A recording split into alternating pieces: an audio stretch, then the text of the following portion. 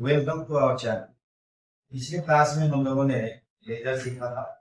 उसी लेजर की जर्नी को हम लोग आज आगे बढ़े। तो आज हम लोग कुछ ऐसे एंट्री की पोस्टिंग सीखेंगे जो एंट्रियां कंपाउंड एंट्री होती है। तो स्टार्ट करते हैं।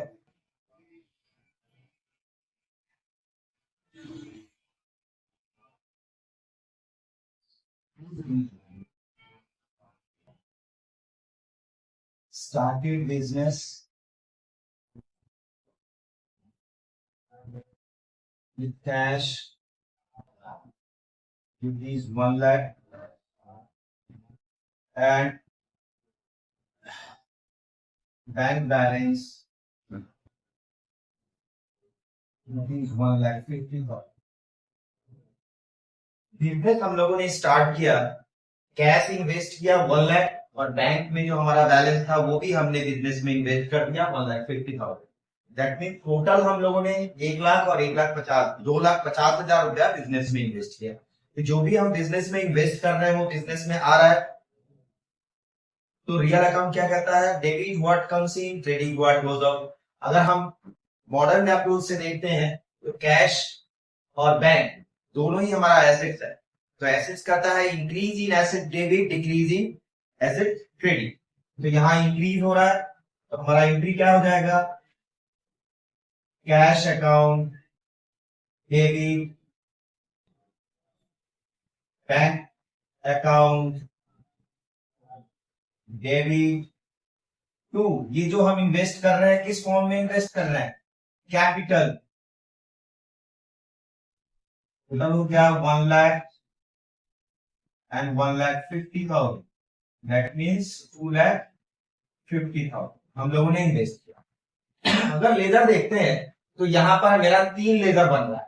पहला हो गया कैश, दूसरा हो गया बैंक और तीसरा हो गया कैपिटल। क्लियर? तो यहाँ हम लोग छोटा छोटा 3 लेजर बना लेंगे। लेजर का फॉर्मेट आप लोगों को मैंने बताया था,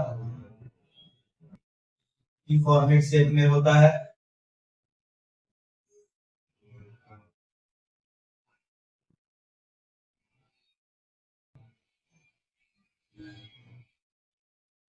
एक हो गया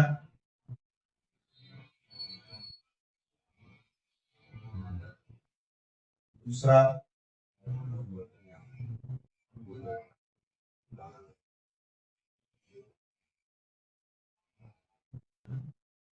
तीसरा और एक हम लोग बना लेंगे इसका capital.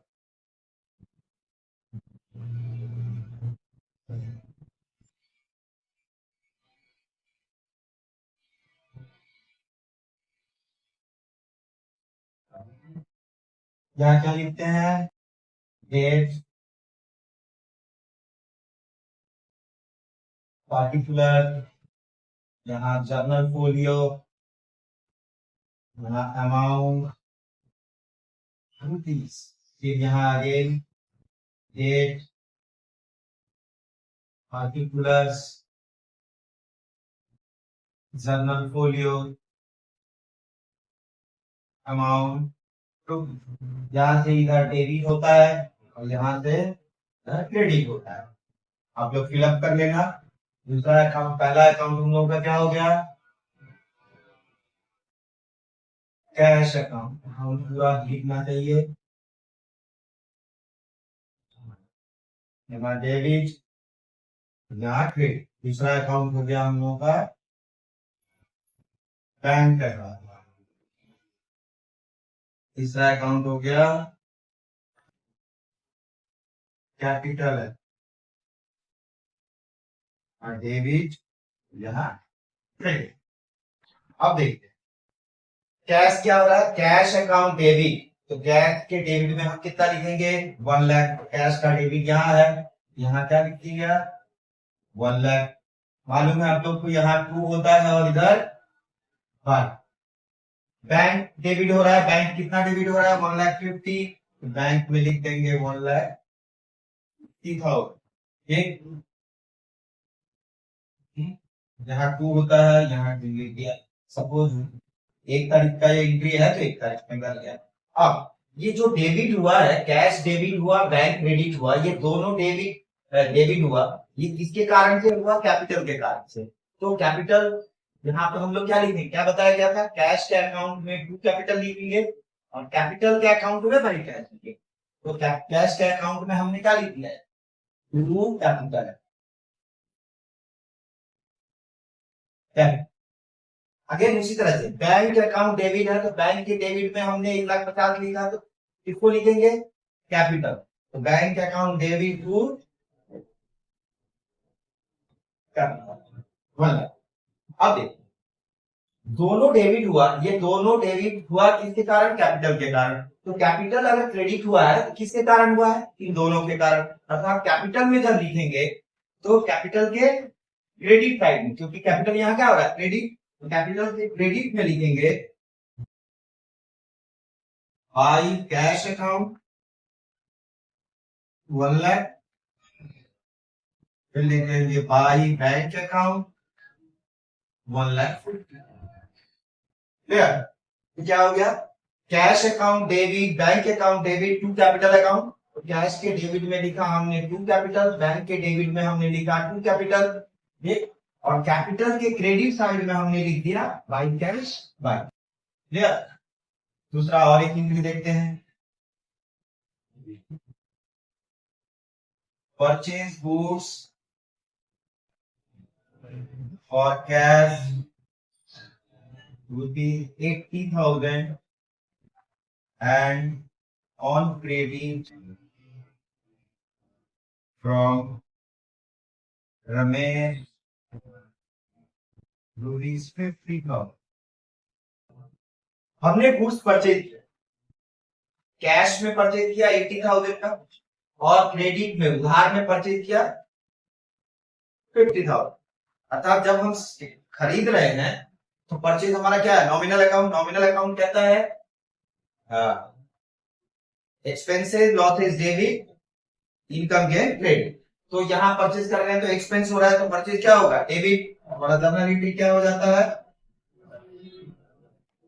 Purchases account debit to, हमने पहला क्या दिया उसको, कैश दिया, तो कैश हमारे पास से जा रहा है तो कैश क्या हो जाएगा, credit to cash account. Cash कितना हो गया 80,000, और हमने उधार में खरीदा, क्रेडिट में खरीदा रमेश से।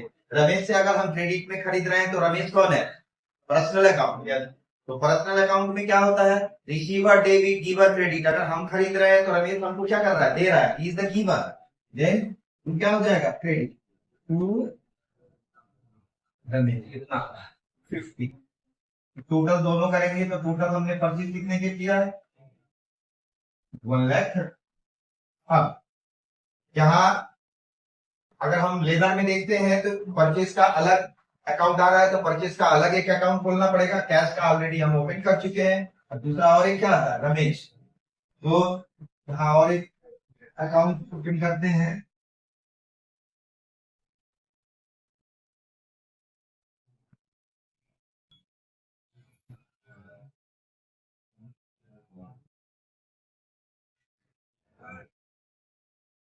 क्या हो गया, परचेज, यहाँ होगा डेबिट,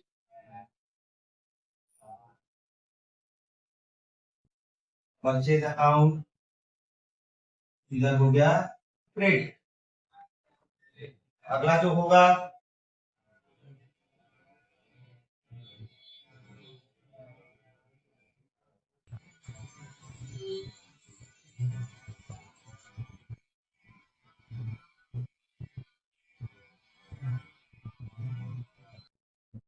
यहाँ डेबिट, यहाँ क्रेडिट। अगला जो होगा किसका खुलेगा, रमेश।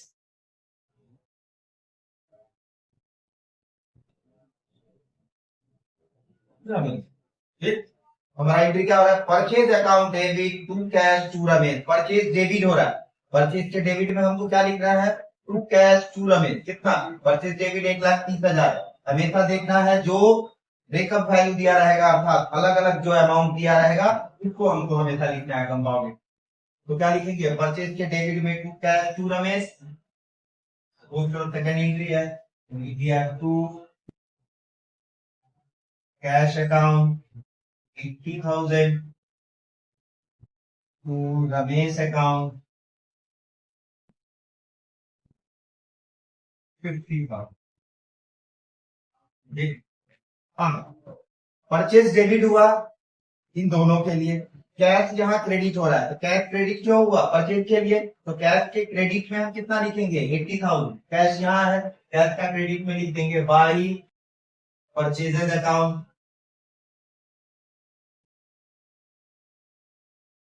80,000। रमेश यहाँ क्रेडिट हुआ कितना? 50,000। तो रमेश के अकाउंट में क्रेडिट में लिख देंगे 50,000। क्यों क्रेडिट हुआ? परचेज के लिए। तो यहाँ लिख देंगे बाई परचेजेज। क्लियर? तीसरा एंट्री देखते हैं। Sold goods to Ramesh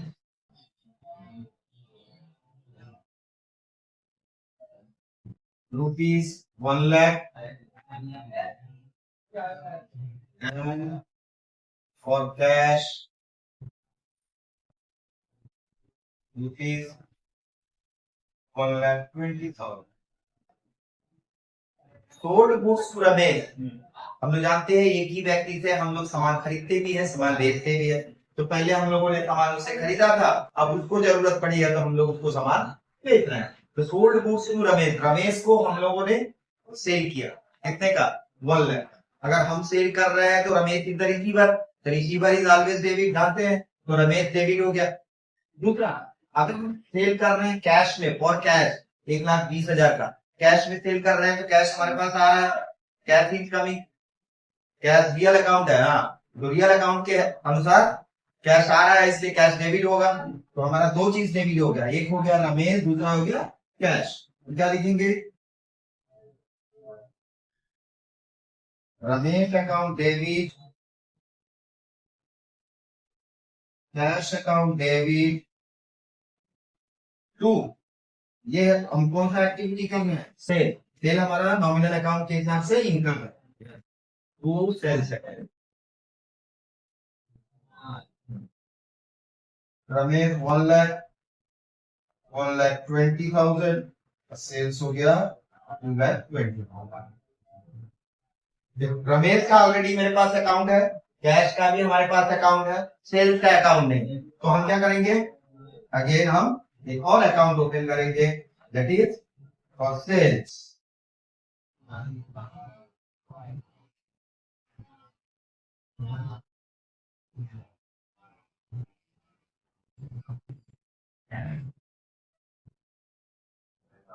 is for sales account, not debit, credit. क्या हो रहा है? रमेश अकाउंट डेबिट 1 लाख, तो रमेश के डेबिट में हम क्या लिखेंगे? 1 लाख। कैश अकाउंट डेबिट 1,20,000, तो कैश के डेबिट में हम क्या लिखेंगे? 1,20,000। टू सेल्स अकाउंट, अर्थात रमेश के अकाउंट में भी टू सेल्स लिखेंगे, कैश के अकाउंट में भी टू सेल्स लिखेंगे। तो रमेश के अकाउंट में क्या लिखा? टू सेल्स है। कैश के अकाउंट में भी क्या लिखेंगे? To sales. क्लियर? अब सेल्स यहाँ देखो क्रेडिट हुआ है, Ramesh debit, cash debit, to sales, अर्थात ये सेल हम किसको किए थे? इन दोनों को किए। इन दोनों के कारण ही हमारा सेल्स क्या हुआ? क्रेडिट हुआ। तो सेल्स के क्रेडिट में हम क्या लिखेंगे? ये दोनों का वैल्यू। ठीक, हमेशा याद रहेगा, हमेशा ब्रेकअप वैल्यू जो होता है उसी को उसके अंदर एंट्री कर। तो सेल्स इन दोनों के कारण हुआ है, तो सेल्स क्रेडिट में क्या लिखेंगे? बाई रमेश कितना? 1 लाख। फिर लिख देंगे by cash 1,20,000।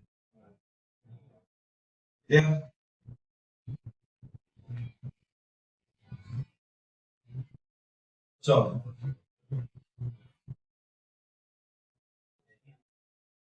Paid cash to Ramesh, Ramesh in full settlement,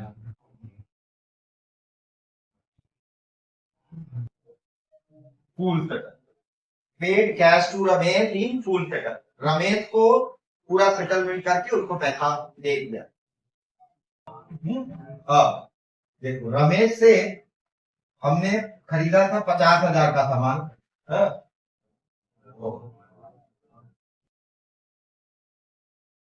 ऐसे मजदूर को लिखते हैं अकाउंट सेटल्ड विद रमेश,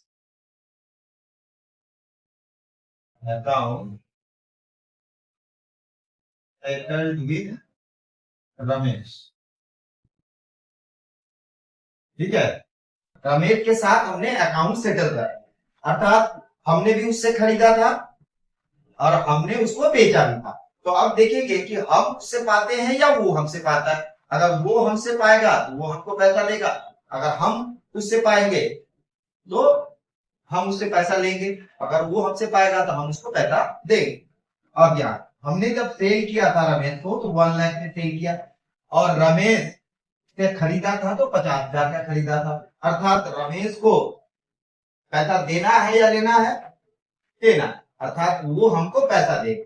तो कितना देगा, 1 लाख से 50,000 वो माइनस करके बाकी जो 50,000 है वो हमको दे देगा, तो अकाउंट सेटल हो जाएगा। तो अगर पैसा वो देगा तो हमारे पास पैसा आएगा। मान लो कैश चेक में दिया तो हम क्या लिख सकते हैं, bank account debit to Ramesh, ठीक। अमाउंट कितना हो जाएगा, 50,000।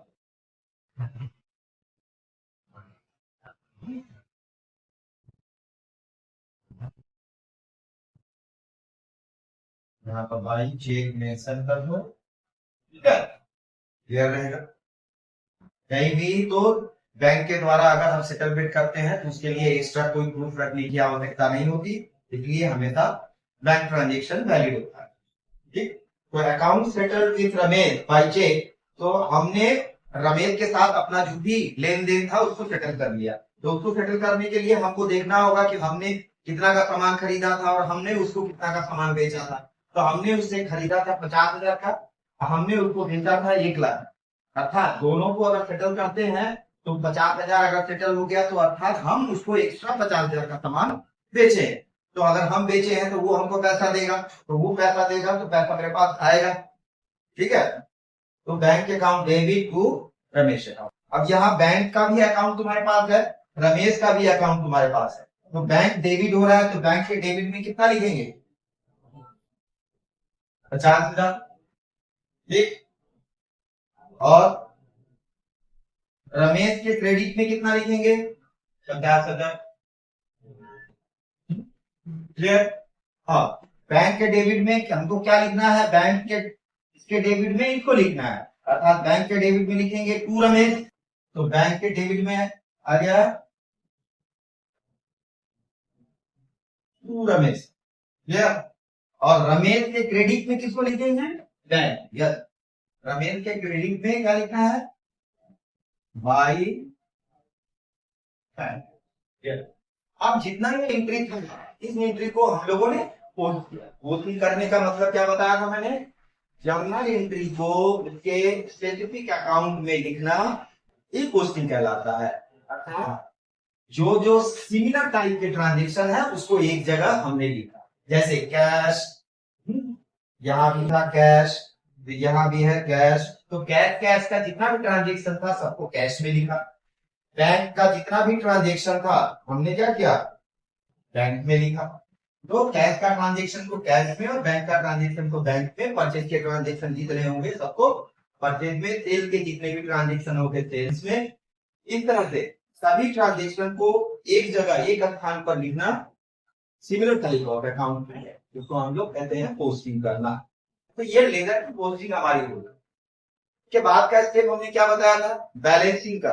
तो अर्थात अकाउंट को हम क्या करेंगे, बैलेंस करेंगे। बैलेंस करने का नियम मैंने क्या बताया था, इधर अधिक होगा उधर को पहले ऐड कर लेंगे। तो इसको ऐड करते हैं तो ये कितना हो गया, 2,20,000, यहाँ लिख देंगे 2,20,000। इस अमाउंट से इस अमाउंट को माइनस करेंगे और यहाँ पर निकालेंगे।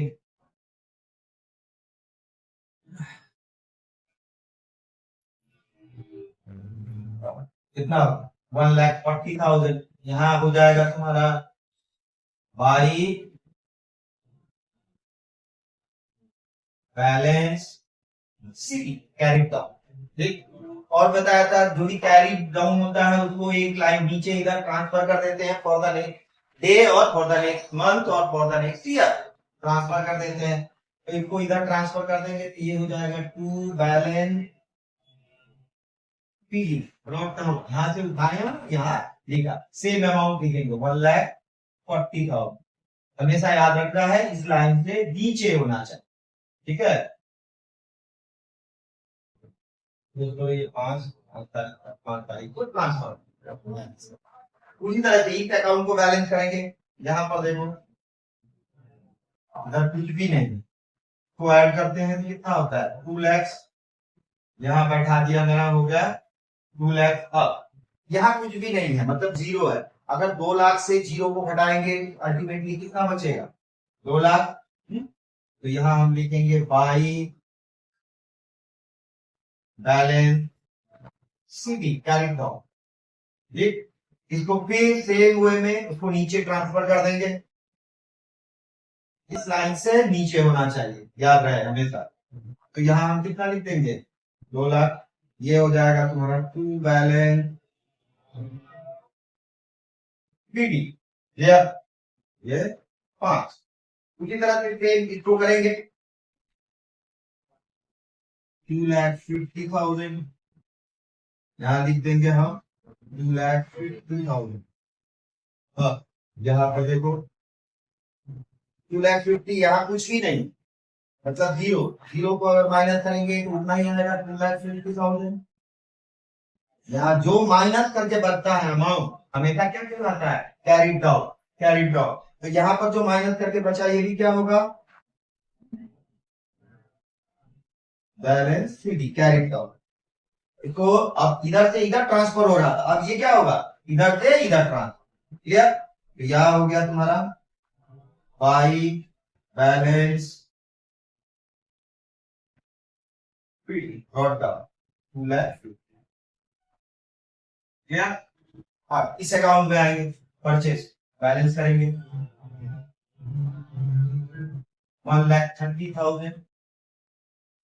यहाँ लिख देंगे 1,30,000। जीरो है 1,30,000 से जीरो माइनस करेंगे कितना बचेगा 1,30,000। यहाँ हो गया बाई बैलेंस सीडी। क्लियर। अब इसको फिर उसी तरह से इधर ट्रांसफर कर देंगे हो गया 1,30,000।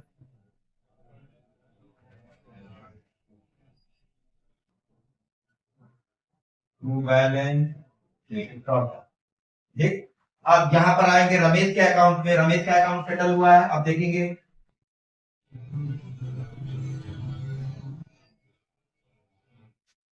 यहाँ हो गया 1 लाख। इसको बैठा दिया 1 लाख। इधर भी 1 लाख है इधर भी 1 लाख है दोनों क्या हो गया मैच हो गया अर्थात कोई भी अमाउंट नहीं बच रहा है। जब नहीं बचेगा तो इसका बैलेंस कुछ भी नहीं निकलेगा। बैलेंस का मतलब क्या हुआ कि जो हमने लिया जो हमने दिया उसका बीच का जो डिफरेंस है उसको बैलेंस कहते हैं।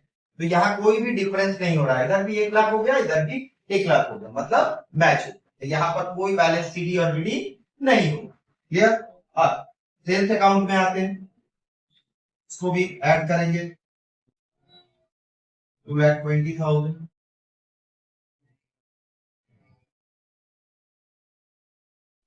अब माइनस करेंगे यहाँ जीरो है जीरो को माइनस करेंगे तो वही आएगा 2,20,000।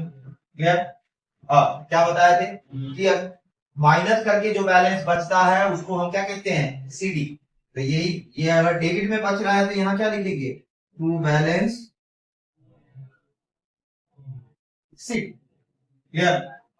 इसको नेक्स्ट कहते हैं डेबिट में आया तो क्रेडिट में आया तो डेबिट में ट्रांसफर किया हमने डेबिट में आया तो क्रेडिट में ट्रांसफर किया, यहाँ डेबिट में आया तो क्रेडिट में ट्रांसफर करेंगे। इसको एक लाइन नीचे इधर ट्रांसफर कर देंगे। क्या लिखेंगे?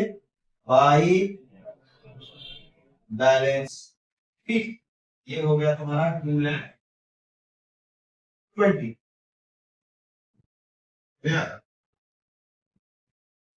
तो ये हम लोगों का कंपाउंड एंट्री का जर्नल हुआ, और जर्नल से हमने लेजर पोस्ट किया और उसको हमने बैलेंस कर। इसी तरह से हम लोग नेक्स्ट और एक सवाल करेंगे। फिलहाल आज के लिए इतना ही रखते हैं। आप लोगों से निवेदन है कि हम लोग इस जर्नी को आगे बढ़ाते रहें। आप लोग थोड़ा सपोर्ट कीजिए, हमारे चैनल को सब्सक्राइब कीजिए और बेल आइकन को जरूर से जरूर दबाएं, जिससे हमारे क्लास का वीडियो आप लोगों तक पहुंचता है और हम लोग इस अकाउंट्स को अच्छे से सीखने, अच्छे से प्रैक्टिस करने की जर्नी में और आगे बढ़ते हैं। Thank you.